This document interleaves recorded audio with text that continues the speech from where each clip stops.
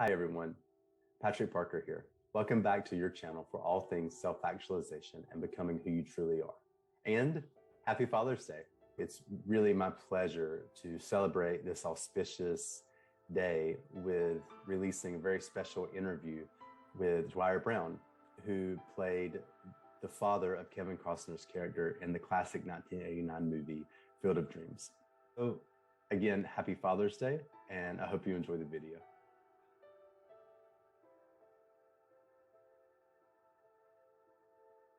My father died suddenly a month before I went to go shoot the movie Field of Dreams. So it was very strange to have left his funeral and then go play a dead father coming back to have a catch with their son. And I was worried that that I would not be able to control my grief and ruin the scene.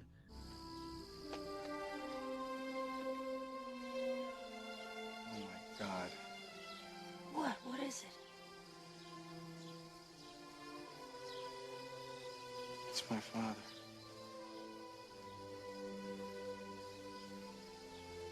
Of course, when we got to shoot the movie there's supposed to be these, ghost ball players here who've come back from the dead to play baseball. And I was like, wow, my dad feels like, he's here with all these people.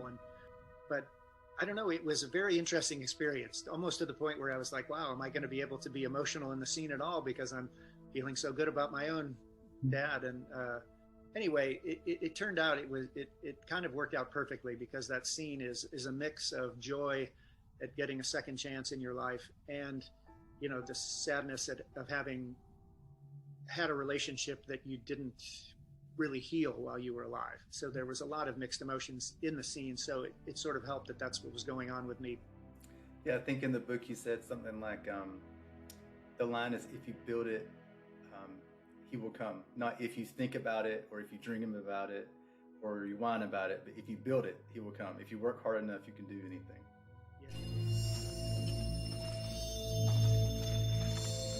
Yeah. If you build it, he will come.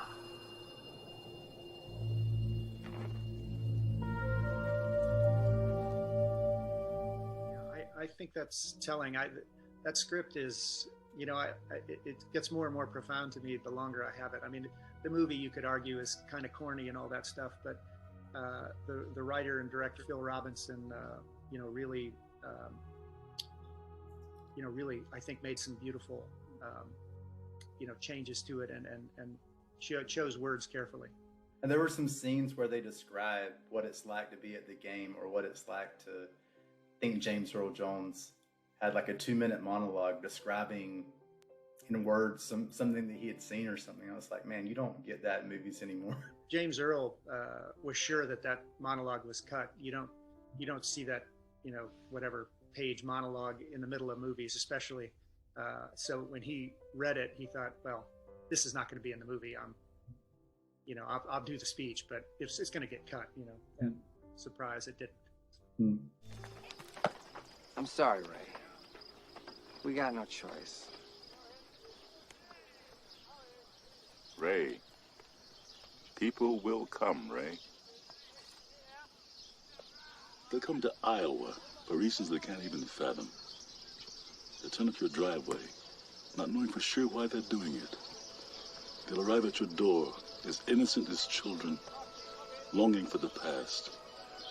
Of course, we won't mind if you look around, you'll say. It's only $20 per person. They'll pass over the money without even thinking about it. For it is money they have, and peace they like. Ray, just sign the papers. And they'll walk out to the bleachers. Sit in shirt sleeves on a perfect afternoon. They'll find they have reserved seats somewhere along one of the baselines, where they sat when they were children and cheered their heroes. And they'll watch the game, and it'll be as if they'd dipped themselves in magic waters. The memories will be so thick, they'll have to brush them away from their faces. Ray, when the bank opens in the morning, they'll foreclose. People will come, Ray. You're broke, Ray. You sell now or you lose everything. The one constant through all the years, Ray, has been baseball. America has rolled by like an army of steamrollers. It's been erased like a blackboard, rebuilt and erased again. But baseball has marked the time. This field, this game, is a part of our past, Ray. It reminds us of all that once was good, and it could be again. Oh, people will come, Ray. People will most definitely come. So in your book, you said something about the description of your character was someone in their early 20s who was charismatic and wise beyond his years and an old soul. So did that characterize you then, and does it characterize you now? Well, gosh, I mean, I'd like to think it does. You know, I was told pretty early on by, you know, teachers who were mentors to me that I was an old soul. I mean, I didn't know what that meant at the time, but it sort of made sense. I think I've always been a pretty sensitive person, and that's not always a good thing. I mean, it's not a good thing in society, or particularly in high school or junior high. And if you can use that kind of old soul, which to me just means you've been around, you're not going to take things at face value. There's a longer legacy and a bigger world out there. So yeah, I'd like to think that that's true. I try to live my life that way, but you know. I mean, Field of Dreams, as I'm sure you've heard so many people say over the years, I mean, it really is, you know, probably the first adult movie I watched with my dad growing up. And then I picked up the book, I think 3 or 4 years ago when I was in Houston, and read it several times. You know, in the book, you talk about your experience with emotions throughout your life. And that's so rare for a man to talk about and to come to peace with, you know, having emotions, and how that kind of unconsciously sent you to being an actor. And then it's like it all prepared you to help people release, you know, all this pain they had around their fathers through the role. And that was, for me, the most powerful part of your book. And I don't know, maybe we could just talk about that for a minute. Yeah, I mean, I grew up on a farm. We worked quite a bit, and you know, among the things that we could get out of farm work for were either sports, or if we wanted to do a little play or something. So my sister kind of took up doing plays, and then my older brother took it up, and then it kind of fell on me, and we would just do church plays. And you know, it was just a fun way. My parents were, you know, as I mentioned in the book, you know, my dad was pretty stoic, and you know, there wasn't a lot of room for emotions. You know, he would say, you know, don't cry or I'll give you something to cry about. And, you know, all those kind of axioms from that World War II generation era. And so growing up, I became a teenager, and I sort of felt all these, you know, feelings, but I couldn't express them at home. And, you know, when you're a teenager, you don't want to, you know, make a fool of yourself at school. So I ended up having a lot of kind of churning emotion that, you know, I think, you know, it's a lot of it's pain. And, you know, when you repress pain, you can get very depressed, and, you know, different people express it different ways. But I was, you know, I got pretty depressed, and I wasn't sure I was going to make it through high school. But I always was able, when you're on stage, you get to be somebody else. So I would like to play people who were, you know, flamboyant and expressive and all this, you know, because it gave me cover that I could have these emotions and not be, you know, not be made to feel, you know, strange or you know, self-involved. Anyway, I just kept pursuing acting. I went to college to try to get in radio and television, and I got cast in the lead in a play my freshman year, and just really enjoyed the people, and you know, I was hugging people. You know, I didn't even hug my own family, but here I am hugging, you know, my classmates and strangers, you know, after a show or whatever. So I thought, well, if I'm going to try to be an actor, I might as well give it a shot now without any family to support or any of that. So off I went to Chicago, and I got into improv because I'd done a little of that in college, and got in some acting classes that kind of took the whole concept of acting to a different level for me. In the past, as I said, I was sort of pretending to be somebody I wasn't. The acting school that I really liked kind of taught you that you are the character and you have to use your own life experience, your own emotions, your own, depth of character and experiences and bring that to the role, which I don't know. I just sort of embraced that. I sensed that there was something that was drawing me that direction. And of course, it took a long time to break habits that I had been, doing for 15 or 20 years.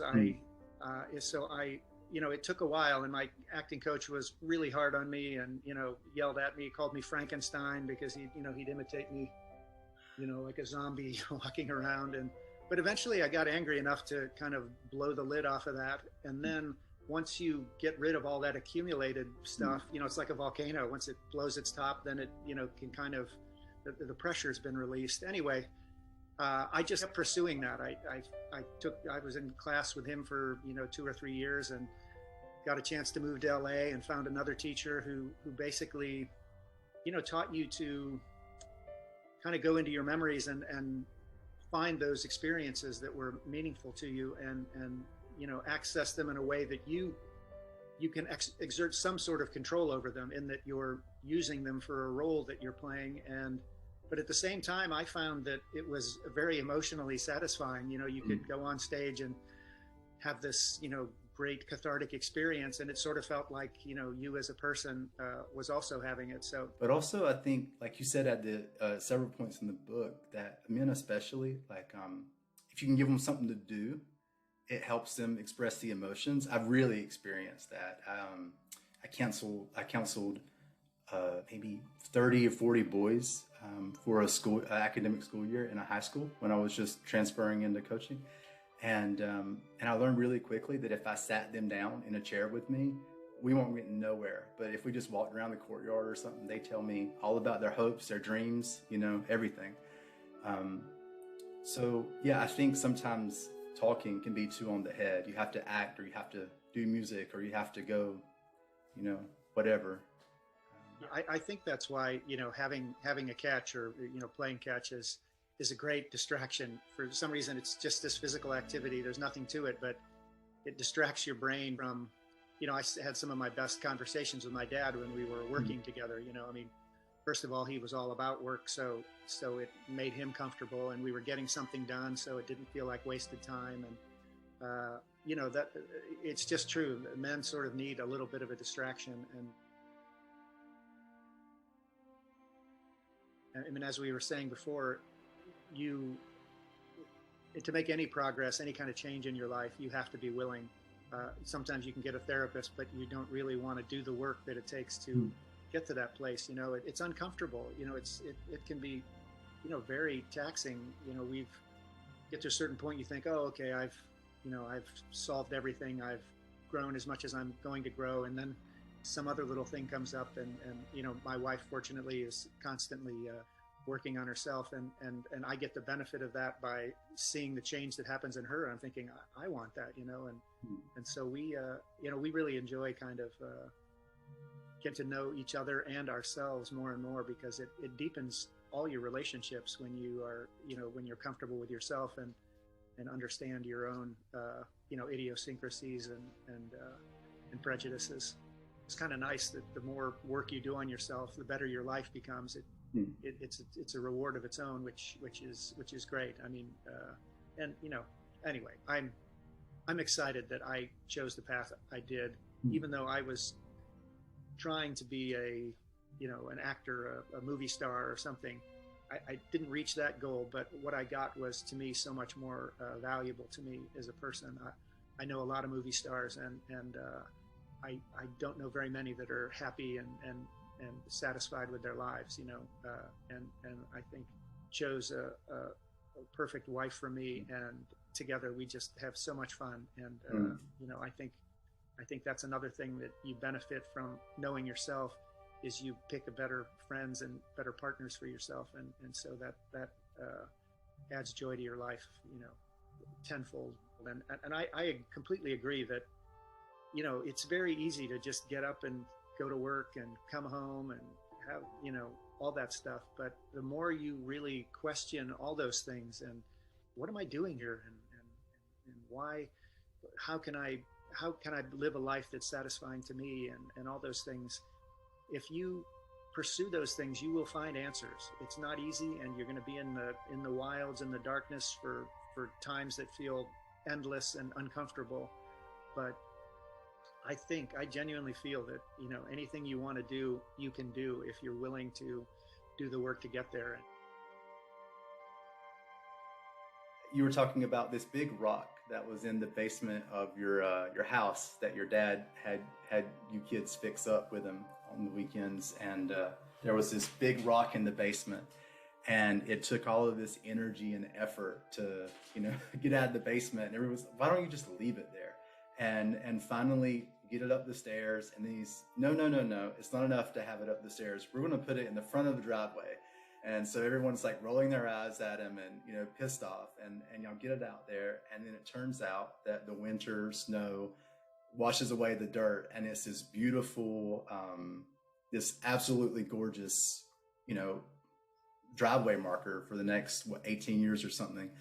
And when I read that, I just thought, like, that's, as you were talking about, that's just such the inner journey, the hero's journey. You know, you go into the basement, into the nether regions, and you do a lot of hard work to get this dirty, heavy thing and somehow push it uphill. And then you get it uphill, and then you have to go even further.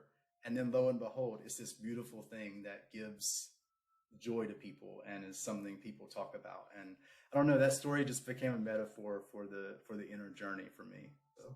Well, thank you. That's great. Yeah, that's one of those things that I knew that story from my childhood, but it was only when I was writing the book did it somehow take on this profound thing that my father, who had this, you know, pain in his, you know, heart his whole life, and he, you know, struggled with it, and, you know, cut his hand on it, and, you know, that you know, the symbolism of that just came to me while I was writing it. And of course I was as overwhelmed by that, by connecting those things that had been, you know, that had happened 30 years before, but I had never connected it in my mind. And it just offered kind of a perfect metaphor, as you're saying. And you know, then of course we used that rock as my father's headstone when he finally died, which I don't know, it just seemed perfect to me, you know, all the times that we had spent in that basement, you know, because this is my dad's, you know, dream to fix up this house, and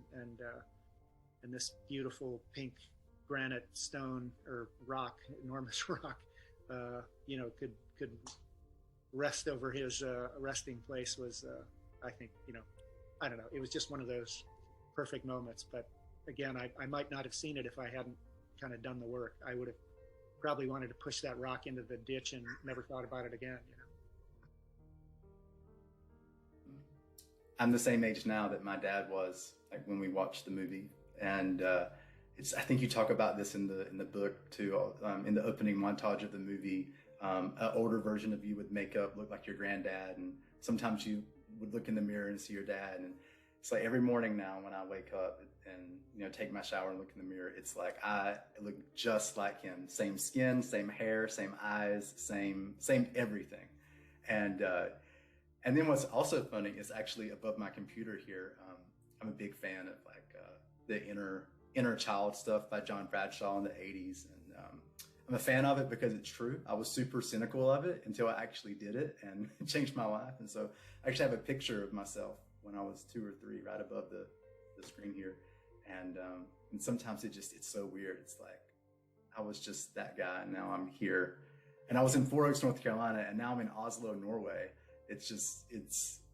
Life is an adventure. Yeah, who could possibly have thought? I'm sure you didn't at that age that you would be living in Norway. But yeah, I have a little picture of me as, I don't know, 4 or 5 year old with a little ukulele and a big ring on my finger, you know, on our refrigerator. But it does, you know, you kind of find yourself looking at that and thinking like, wow, what is that kid thinking, and what would they think of me now? And I mean, to me, that's part of the magic of that movie, is seeing your dad as a young man at the end of Field of Dreams. You know, would you have been friends if you had just met your own father and, you know, didn't know each other? And I don't know, I find that kind of stuff fascinating, because I do think time is relative and is probably not fully understood in our current understanding.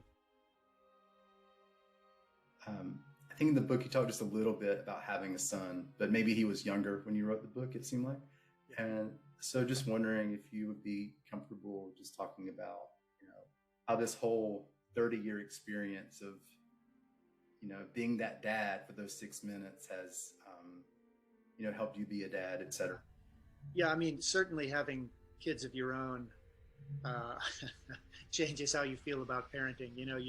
There's so many things usually when we're growing up, like, I am never going to do that to my kids or whatever it is. And, you find yourself either doing it or saying those things, that my dad said, and you're like, oh my gosh, how did that happen?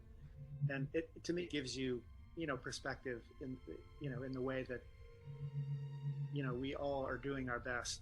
That's what I got. My dad had a rough life. He was a great father, better than I am, I think, because I was probably more lenient with my kids because had to do so much work around the farm as a kid. So I didn't want my kids to not have a life outside of it. I think when you see your parents, there's always the things you're going to change. I tell my kids I love them all the time, and that's something I wanted as a kid. So that's what I want to give to them. Sometimes it's a great thing.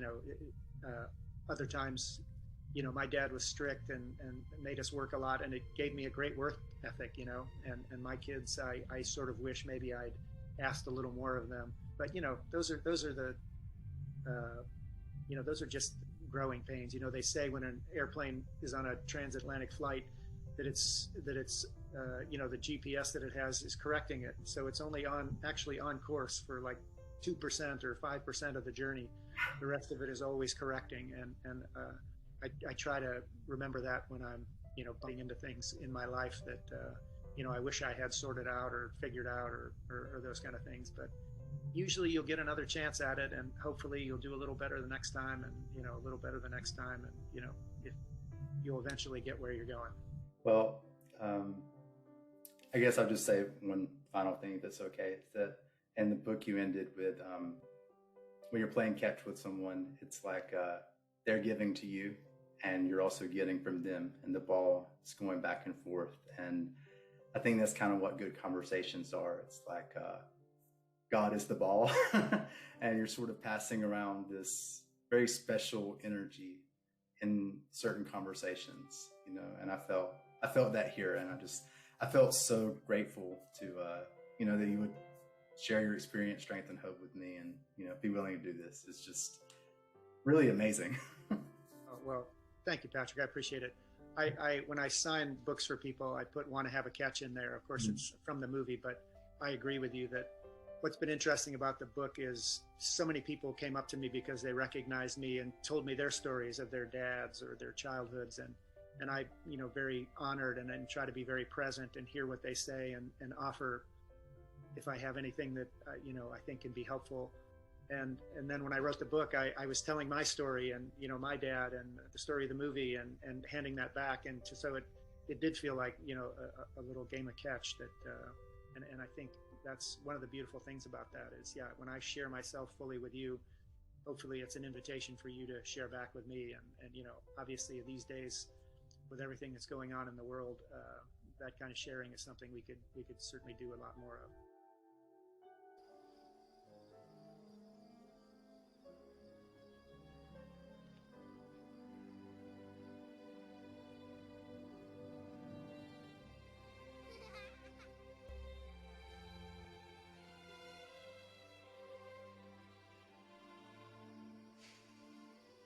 Maybe this is heaven.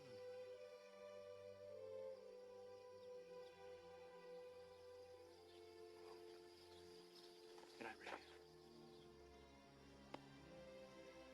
Good night, John.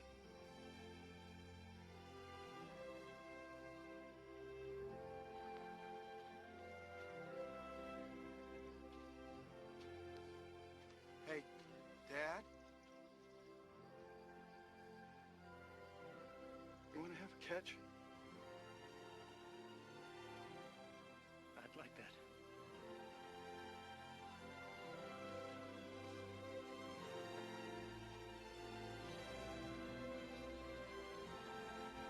When I think back on it, whatever happened in my acting career, and I'm grateful for all the wonderful parts I got to play, and certainly for Field of Dreams, but I sort of realized when I was writing the book that I felt like I had maybe completed my father's journey, that, you know, due to the childhood he had, a very kind of critical father and absent father, that he was never able to express his feelings, and that, you know, by taking on this dream of becoming an actor, I had accessed my feelings in a way, you know, connected the lineage of my dad and past generations, and brought about something that, you know, maybe they were unable to do because of their, you know, the life and the times that they lived in. And anyway, I sort of felt like I moved our little, you know, hereditary marker, you know, one step further.